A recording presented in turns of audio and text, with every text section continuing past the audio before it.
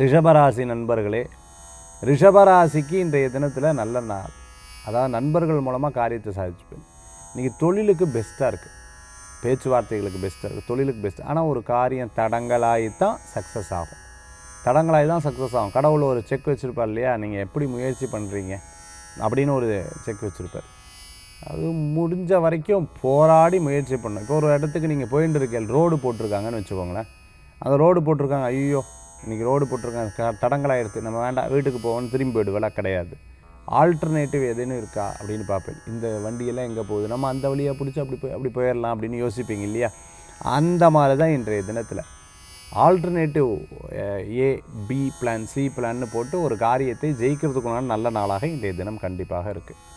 ரிஷபராசி என்பர்கள் இத்தனை நாளாக போராடி ஒவ்வொரு விஷயமாக ஜெயிச்சுட்டு இருக்கீங்க. அதனால் காரியம் நடக்கிறதுக்கு முன்னாடி யார்ட்டையும் சொல்லாதீங்க. காரியம் நடந்ததுக்கப்புறம் சொல்லுங்கள். அதாவது நான் என்ன சொல்ல வரேன்னா, யார்ட்டையும் உங்கள்கிட்ட மட்டும்தான் சொல்கிறேன் இப்படி சொல்லக்கூடாது. யார்ட்டையும் அந்த மாதிரி ரகசியத்தை பேசிட்டீங்க அப்படின்னு சொன்னால் அது அப்படியே ரகசியமாக அப்படியே வெளிப்படுத்துகிறோம். அதனால் ரகசியத்தை வெளியில் சொல்கிறத தவிர்த்துக்கிறது நல்லது. ரிஷபராசி நண்பர்களுக்கு திருமண காரியங்களில் கைகூடி வந்துடும். பேச்சுவார்த்தைகள் வெற்றி பெறும். கணவன் மனைவிக்குள்ளே கோச்சுண்டா பேசிண்டான்னா கொஞ்சம் நேரத்தில் ஒன்று சேர்ந்துடுவா. ஒரே ஒரு காஃபி முடிஞ்சுது. அதே சமயத்தில் பால், அதே சமயத்தில் டீ, எனக்கு போடுறியா இல்லையா, சாப்பிட்றலாம் இல்லையா அப்படின்னு சொல்லிவிட்டு ஒன்று சேர்ந்துடுவா. அந்த மாதிரி ரிஷபராசி என்பர்கள் யாருக்கும் எதுக்கும் கவலைப்பட வேண்டாம். நல்லபடியான காரியங்கள் நடக்கும்.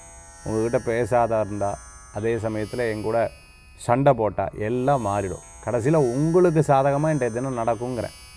உங்களுக்கு பெனிஃபிட்டாக நடக்கும். ஒன்றும் கவலைப்பட வேண்டாம். ரொம்ப வயசானவங்க, ஏஜ்டு பீப்புள் இருப்பாங்க இல்லையா, அவங்க பாத்ரூமில் வழுக்கிற இடத்துல ரொம்ப கேர்ஃபுல்லாக இருக்கணும்.